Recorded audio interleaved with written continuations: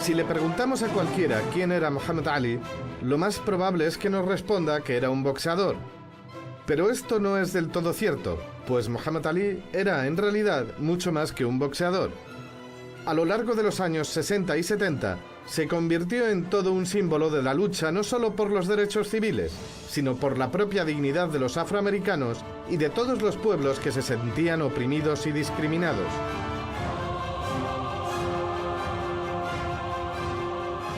El primer hecho que contribuyó al carisma de Ali fue su conversión al Islam en 1971, y es que el Islam se estaba convirtiendo en aquellos años en una vía de escape y contestación para muchos afroamericanos de la mano de Malcolm X, el personalísimo líder musulmán de la lucha por los derechos civiles que fue amigo cercano de Muhammad Ali. If I turn this television station popped into existence, it just no man made it. You said Muhammad Ali's crazy. All right. En 1966, su figura ascendió aún más en la imagen pública al negarse a ser reclutado forzosamente para combatir en Vietnam, y convertirse así en la primera figura afroamericana en oponerse a la intervención estadounidense, incluso antes que el propio Martin Luther King. La razón, como él mismo dijo, ningún Vietcong me ha llamado nigga. Esta negativa le supuso un largo proceso judicial que acabó ganando en 1971, pero, sobre todo, le supuso la pérdida de su título de campeón mundial de los pesos pesados. La recuperación de este título en Kinshasa, entonces Zaire, en 1974, ya en el ocaso de su carrera, acabó de consagrarle como un icono mundial de la lucha por la igualdad y la dignidad, ya que aquel evento se vio en el tercer mundo como un enfrentamiento entre los pueblos colonizados y sus colonizadores.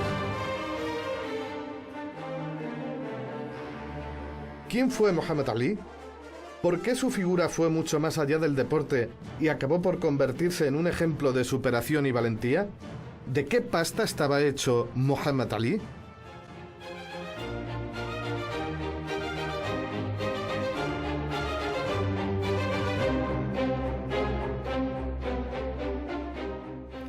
Muhammad Ali, más conocido, si cabe, fuera del deporte que en el mismo deporte, figura sociológica, decía Frank Guillén, me ha gustado mucho, Frank, decías el porte que tenía como persona, ¿no? Se le veía un hombre tieso, erguido, una muy buena imagen que me imagino que también le ayudó, ¿no?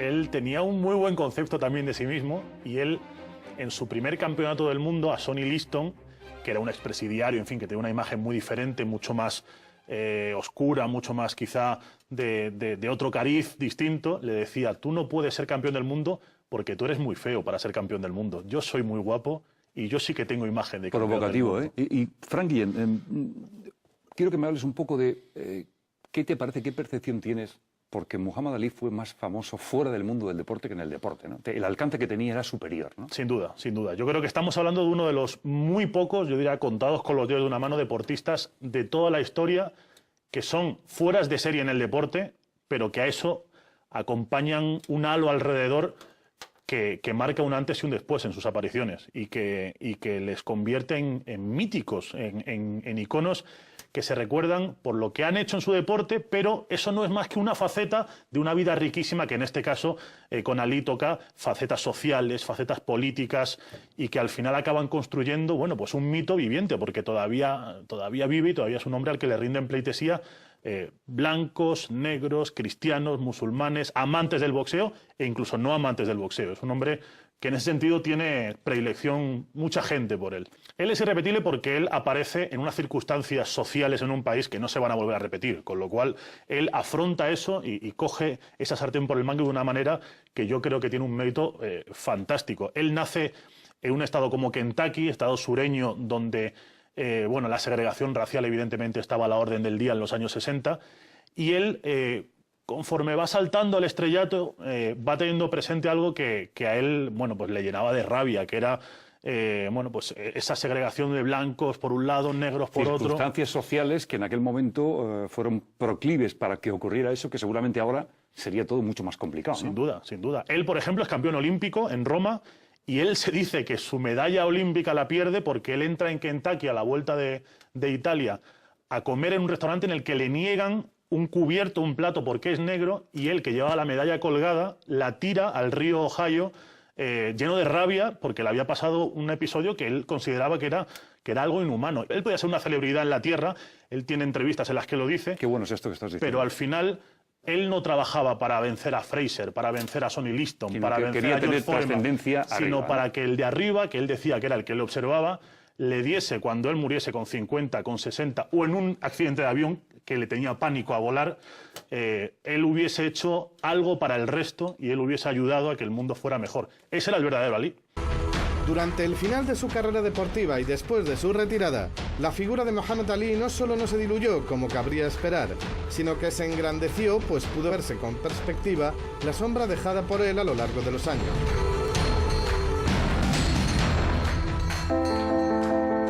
Muhammad Ali fue colaborador del pastor Jesse Jackson, activista cristiano por los derechos civiles, lo que le granjeó las simpatías del Partido Demócrata, en algunas de cuyas campañas participó. También visitó a Nelson Mandela durante su encarcelamiento en Sudáfrica y se negó a pelear en 1978 en dicho país como protesta contra el apartheid. Destacó además por su labor benéfica y humanitaria, como cuando intervino para conseguir la liberación de rehenes en Irak en 1990 o cuando fue elegido mensajero de la paz de Naciones Unidas. Es destacable también como fundador del centro cívico Muhammad Ali Center o el Muhammad Ali Parkinson Center, enfermedad esta que sobrelleva con serenidad desde 1984. Debido a todo ello, no han dejado de llegarle reconocimientos públicos, como la concesión de una estrella de la fama con su nombre en Hollywood o el honor de encender la antorcha olímpica en los Juegos Olímpicos de Atlanta 96. Pero ahora, con la perspectiva del tiempo de nuestra parte, cabría preguntarse, ¿qué significa su ejemplo para las generaciones presentes, tanto en el mundo del deporte como fuera de él? ¿Qué queda hoy de Muhammad Ali? ¿Quién es y seguirá siendo Muhammad Ali en nuestra memoria colectiva? Imágenes de la antorcha del 96, cuando él con el Parkinson se acerca, intenta encender la antorcha. Otro diría, no quiero pasar por ese trance de que nadie me vea, que estoy temblando, que no soy capaz de hacerlo. Cuéntanos un poco, mastícanos, Frank Guillén, ¿cómo fue aquella sensación de ver a un señor que era un valiente? A él el Parkinson le condena en el 84. Se dice que en combates anteriores él ya tiene muestras de tener ciertos reflejos menguados, pero él en el 84 oficialmente se le diagnostica una enfermedad que al final, bueno, pues es ineludible a contar su historia posterior a ese año. Y él, sin embargo, su personalidad nunca ha cambiado, dicen los que siguen aún hoy cerca de él, como su mujer. Y en ese momento yo creo que es icónico, que es simbólico saber cómo él, que se sabía que no era el hombre en la flor de la vida de 20, 30 años, que se sabía que no era, bueno, pues una estatua apolínea prácticamente, que era lo que suponía el Ali joven. Su carácter puede más que todo eso, y él se ofrece a un último relevo de la antorcha en los Juegos Olímpicos, que para mí es un momento de superación, es una estampa de superación, de saber cómo Ali, como el mito de Ali, que trasciende al humano, le gana al cuerpo que en ese momento le falla, que no es más que bueno, pues pinceladas de lo humano que terminaba siendo un hombre que ha trascendido eso. Pero yo creo que es una muestra de cómo el Ali de dentro le ganaba al Ali de fuera, que estaba temblando por el parque. En los años 60, Ali era lo más cercano al puro fuego que puede llegar a ser un ser humano. Era casi imposible que alguien pudiera estar más enfrentado con lo que significaba la América blanca. Se convirtió en un gran héroe. Nada del pasado de Cassius Clay le había preparado para ser Muhammad Ali. Cassius Clay fue uno de los dos hijos que tuvo lo que se consideraba una familia negra de clase media de Louisville, Kentucky. Su padre era un hombre enérgico, explosivo, con un punto de amargura. Bebía con exceso. No era un hogar feliz. Cassius encontró en el deporte un sentido, una disciplina y un lugar propio. Sentía que dentro del ring podía controlar su propio entorno. Era como si Dios le estuviera diciendo, esto es lo que se supone que tienes que hacer. Los jóvenes negros de alrededor de 20 años que crecían en los Estados Unidos de principios de los años 60 eran ciudadanos del país, sí. Pero allí donde fueran seguía habiendo carteles que decían blancos y de color. La segregación era legal en restaurantes, baños públicos, tiendas y hoteles. Recordatorios constantes de que eras un ciudadano de segunda clase. Luego firma con Louisville Sponsoring Group, un grupo de acaudalados hombres blancos de Kentucky, que contratan a un entrenador para él, Angelo Dundee. Me llamaron por teléfono. Me preguntaron cómo iba a trabajar con el chico. Les dije que muy despacio porque la transición del boxeo aficionado al profesional lleva su tiempo. Eso les gustó y volvieron a llamarme 20 minutos más tarde. El chico irá mañana. Quiere pelear. Es un chico muy joven, con los ojos bien abiertos y una sonrisa deslumbrante. Llega a Miami. Nunca había visto nada como Miami. Está con Angelo Dundee y su grupo. Jamás había visto nada como el gimnasio de la calle 5. Era una isla de democracia en medio de toda aquella segregación. El gimnasio de la calle 5. Menudo gimnasio. Había que subir un tramo de escaleras. Algunos boxeadores, cuando se enfadaban, daban puñetazos a las paredes. Nosotros tapábamos los agujeros con carteles de combates. Era algo digno de verse. No era más que un agujero donde entrenaban boxeadores. Quienes estaban allí sentían que su único lugar en el mundo era un gimnasio de boxeadores. Para entrenarte en el gimnasio de la calle 5 necesitabas tener talento, ambición, ganas de ser alguien. Estar dispuesto a trabajar muy duro para llegar a conseguir tu meta. Y deseo de aprender de los campeones, porque cuando entrabas allí estabas con los campeones. Si alguien decía, primer asalto, necesitan un peso medio, y subías al ring, te encontrabas peleando con el campeón del mundo del peso medio. Podía tumbarte, pero tú también a él. Era un buen chico. Él quería ser boxeador. En cuanto entraba al gimnasio se le iluminaba la cara. Esa era la clase de chico que era.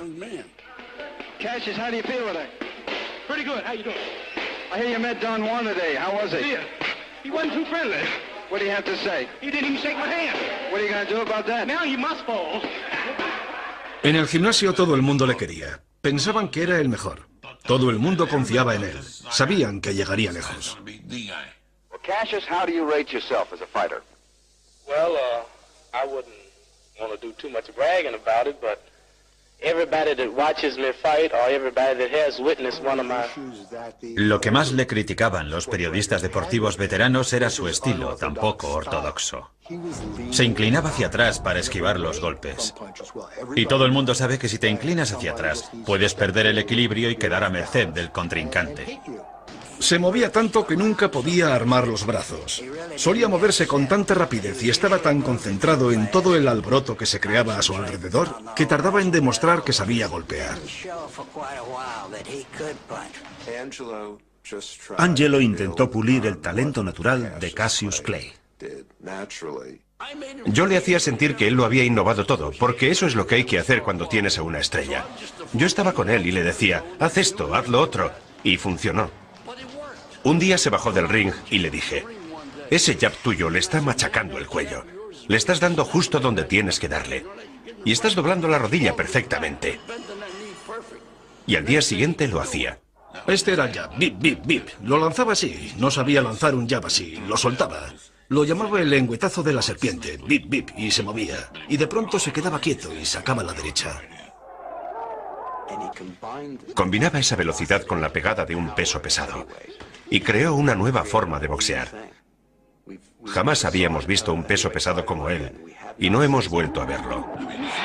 Los medios de comunicación lo adoraban por todo lo que les daba.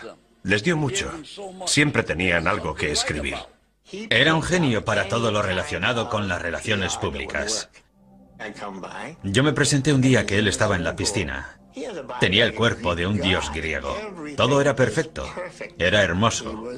Se puso de pie bajo el agua y adoptó la pose de boxeador. Perfecta. Y empezó a boxear. Empezó a soltar las manos. Una, otra vez. Y yo le pregunté, ¿por qué haces eso? Oh, me dijo, un viejo boxeador me ha dicho que si boxeas dentro del agua haces mucho ejercicio. Más tarde se le dibujó en el rostro esa sonrisa pícara que tenía y me guiñó el ojo. Y yo pensé, oh Dios, se lo ha inventado. Se inventaba ese tipo de cosas. Se le ocurría una idea y la llevaba a la práctica. Pero lo importante de aquel día es que yo fui a sacarle unas fotos y le saqué unas fotos buenísimas.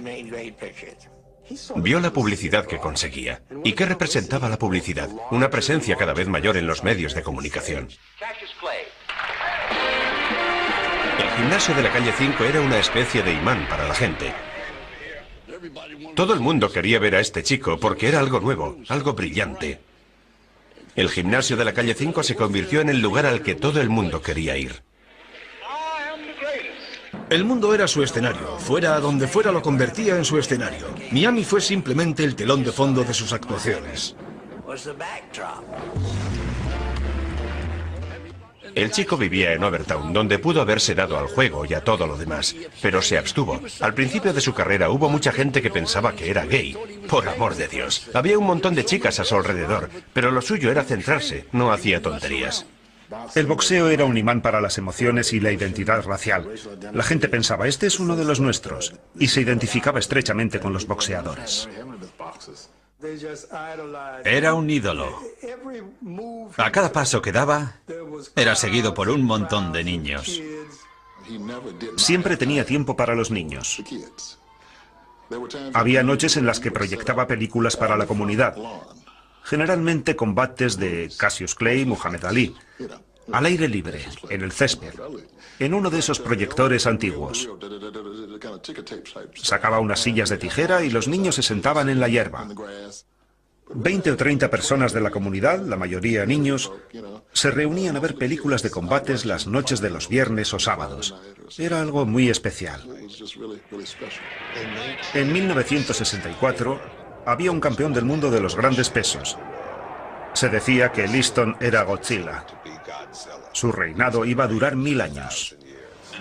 Y era tan bueno que nadie pensaba que pudiera haber alguien capaz de derrotarlo. Tenía muy malas pulgas, un hueso duro de roer. Sonny Liston era un exdelincuente, un pobre diablo que había aprendido a boxear en la cárcel. Un protegido de la mafia cuando la mafia dominaba totalmente el boxeo. Sonny Liston era la pesadilla en la imaginación de la asustada población blanca de finales de los 50 y principios de los 60. Liston era virtualmente invencible. Una auténtica roca. Y tenía una actitud agresivamente hostil que imponía e intimidaba al mismo tiempo. Era un matón.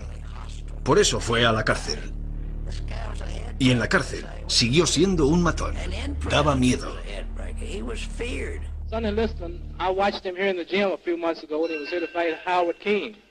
And he can hit a guy in the elbows and just about break his arm. Solíamos ir a los combates de Liston y solíamos retarlo. Liston receives the congratulations to the victor, scorns Cassius Clay, who's heard to say, Liston's not great, he'll fall in 8. Cuando le llegó el momento a Cassius Clay de enfrentarse a Sonny Liston, la opinión general fue que Liston iba a aniquilarlo. Yo estaba convencido de que Liston iba a matarlo. Liston era el asesino, Liston el destructor. Todo el mundo le decía que estaba loco. No te enfrentes a ese tío, espera que se haga mayor. Te va a matar.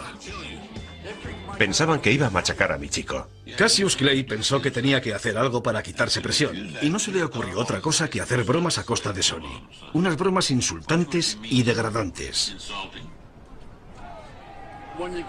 Un día le arengó con unos altavoces en su campo de entrenamiento. ¡Sal de ahí, oso feo! Y eso que estaba en su casa. No sé si todo aquello era necesario para que Cassius Clay mantuviera su confianza. No hacía más que hablar de lo que iba a hacer con él cuando se subiera al ring. Aquel oso viejo, feo y grande. Y creo que Liston pensaba que aquel tío que hablaba tanto no estaba bien de la cabeza. Sonny no lo entendía. Dijo, ¿qué le pasa a ese chico? Todo el mundo debería tenerme miedo. Yo podría matar a cualquiera. Si le pillara en un callejón, le mandaría a casa en una caja. I saw Sonny Liston a few days ago, Cassius. Ain't he ugly?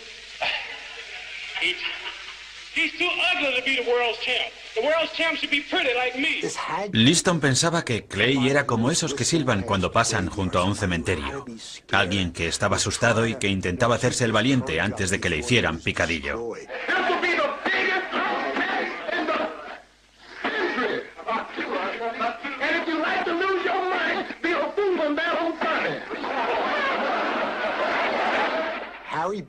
Harry Benson, el gran fotógrafo, había preparado una sesión fotográfica de los Beatles con Cassius Clay.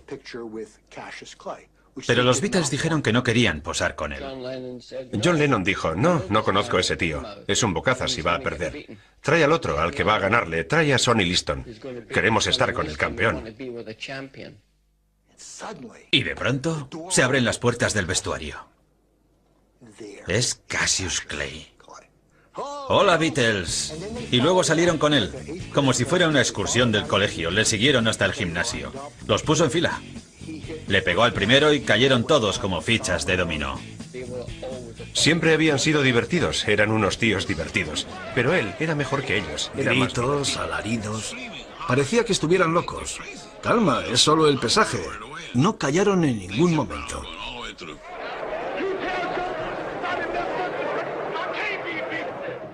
Liston pensó que Cassius Clay estaba loco. Y claro, en el patio de la cárcel eso era lo único que podía preocuparle. Tienes que evitar pelearte con un tío que esté loco. Y creo que eso le asustó.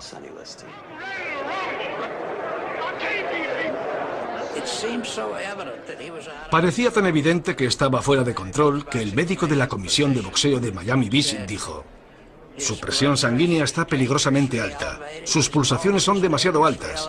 Y no creo que eso sea bueno en un boxeador que va a participar en un gran combate. Pensaron que iban a suspender el combate en el pesaje. Dijeron que mi muchacho estaba muerto de miedo. Toda la gente del mundo del boxeo estaba de acuerdo en que no iba a durar ni 2 asaltos. Era un bebé contra una bestia. Existía la percepción, al menos eso era lo que se pensaba en mi casa y lo que pensaba yo, de que aquello tenía mala pinta, porque no parecía que Cassius Clay fuera capaz de derrotar a Sonny Liston. En el primer combate contra Liston nadie daba nada por mi chico, nadie le daba la menor posibilidad. En el fondo, todos esperábamos sinceramente que pudiera con él. Pero había muchas dudas, por la ferocidad de Liston. Yo entendí perfectamente que tenía que disfrutar todo lo que pudiera de aquella semana, porque jamás volvería a ver a Cassius Clay. Confiaba en que no resultara tan mal parado físicamente como para que le quedaran secuelas de por vida.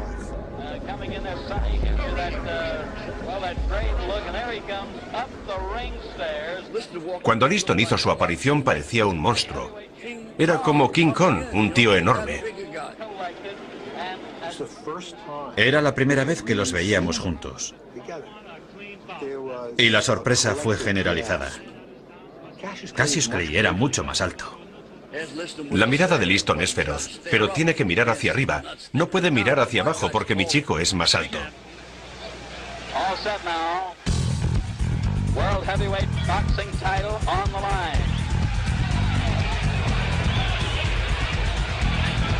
Cassius Clay on the move as we see, looking to get Sonny to run, carrying his left hand dangerously low.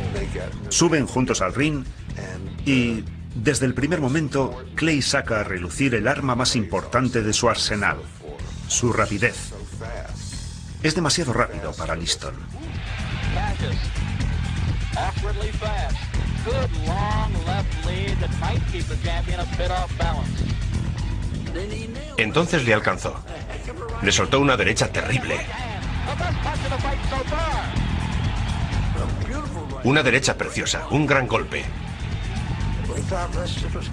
Pensábamos que Liston le iba a hacer picadillo. Y aquello era increíble.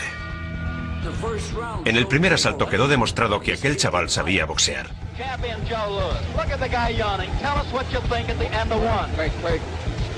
Complete how Clay started lifting in this round. I hope that Clay don't get too much confidence to do that he's gonna get knocked out. Fue como si a la gente se le abrieran los ojos de repente. Cielos, Cassius Clay sabe boxear y está controlando la situación. Aunque existía el convencimiento generalizado de que Liston tenía una bomba. y de que en algún momento iba a acabar aquella parodia y le iba a dar duro de verdad. Y aquel sería el final de Cassius Clay. Liston no hacía más que lanzar ganchos de izquierda al aire. Liston no sabía lo fuerte que era el jab de Michiko. La cabeza de Liston se iba hacia atrás cuando le alcanzaba. Veías cómo retrocedía el cuello y eso es por el impacto del jab. Su jab le hizo mucho daño. No nos confundamos con eso. Un jab es un golpe en la cara. Un jab duele. Un jab te puede romper la nariz. Puede causarte un corte en la ceja. Para hacerlo aún más efectivo, en el momento del impacto giraba la muñeca para causarle cortes más profundos en la cara.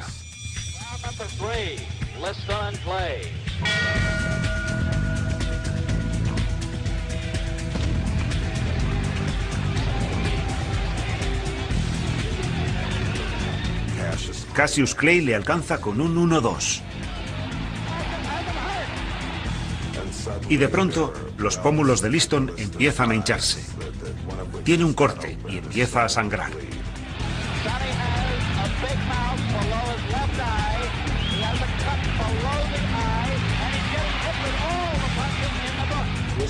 Liston estaba sangrando.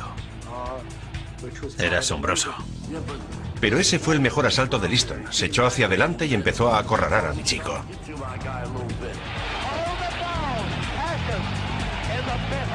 A mí me parecía que sobre el combate pendía un aura de inexorabilidad.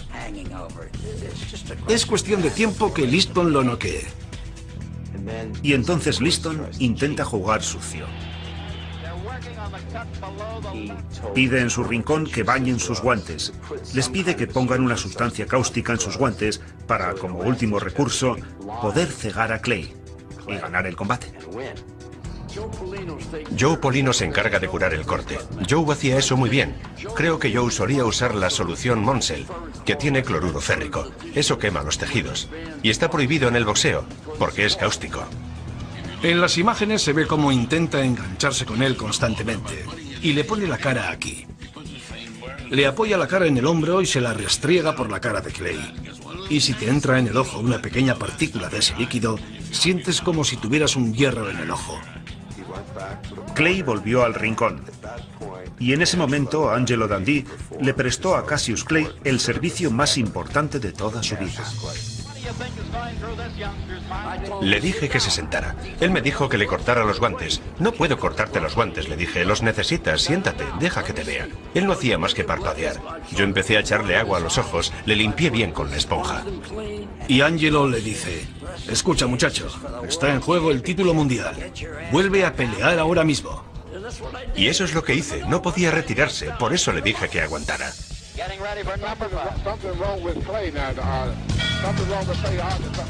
No podía ver.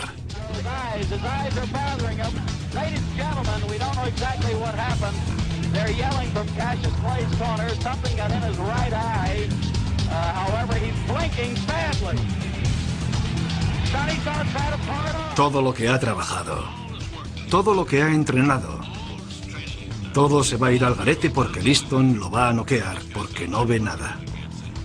Solo le dije una cosa: ¡corre! Y gracias a Dios corrió durante medio asalto.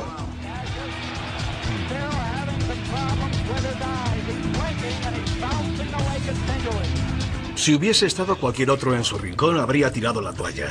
Ningún otro lo habría mandado a pelear medio ciego. Angelo era el único que tenía tanta fe en él como para curarlo y obligarlo a seguir peleando. Porque para obligar a un boxeador que está medio ciego a pelear contra uno de los mejores boxeadores del mundo, hay que tener muchos arrestos o ser un estúpido.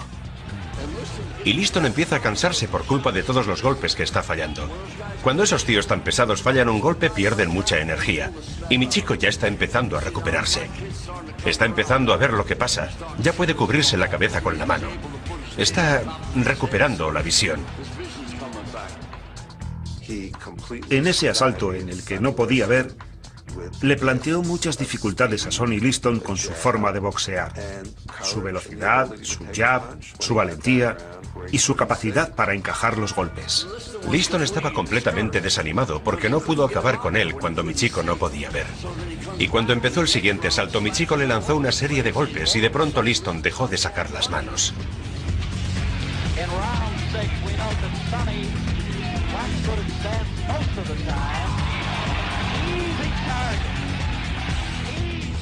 Liston se había quedado sin gasolina, estaba física y emocionalmente agotado. Liston mostró la valentía de un matón que, en mi opinión, carece totalmente de valor.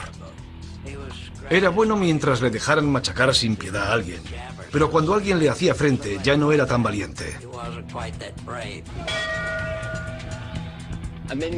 Yo estoy en el rincón de Liston y oigo cómo sus managers le dicen: tienes que continuar, Sonny, o serás un vagabundo toda tu vida. Eso es lo que le gritaban: tienes que continuar. Entonces veo que Clay está mirando a Sonny Liston. Él sabía que Liston no iba a continuar. Quien se da cuenta es él, porque está de pie mirando al rincón de Liston y sabe que el combate ha terminado.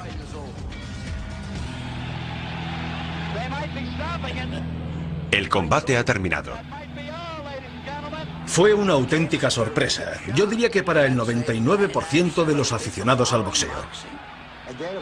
Y naturalmente Cassius Clay empezó a dar vueltas por el ring gritándole a la prensa: comeos vuestras palabras. Clay se dirige hacia los periodistas que estamos en las localidades de la prensa. Os lo dije, intenté decíroslo y no me escuchasteis. ¿No os lo creéis ahora? ¿No os lo creéis ahora? Estaba como loco.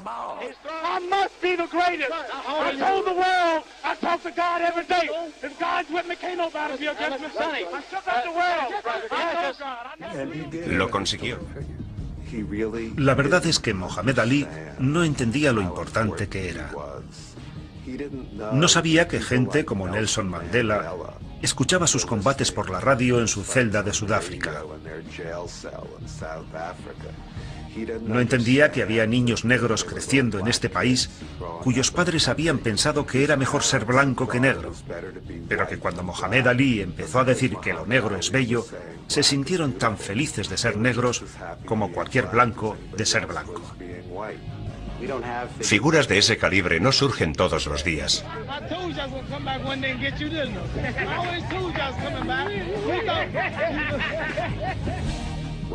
Cuando derrotó a George Foreman para recuperar el título de campeón del mundo de los pesos pesados, se sintió feliz. Fue un momento glorioso para él. Fue la victoria dentro de un ring que más significó para él. Pero una de las épocas más felices e intensas de su vida fue el periodo de Miami. Era joven, era guapo, era rápido. Nadie podía derrotarlo. Estaba en su mejor momento, y ese es el Ali del que se enamoró mucha gente. Es divertido pensar que formaste parte de algo tan inusual en el deporte. Nadie ha hecho lo que hizo Ali en el boxeo. Nadie. Pienso que lo que creó es maravilloso. Y no solo en el mundo del boxeo, sino como ser humano. A la gente le motiva lo que hizo este muchacho. A mí no me sorprende, porque siempre supe que había mucha grandeza en aquel chico, más de la que podía ver la gente. Un gran ser humano, el rostro más reconocible del universo. Así de claro.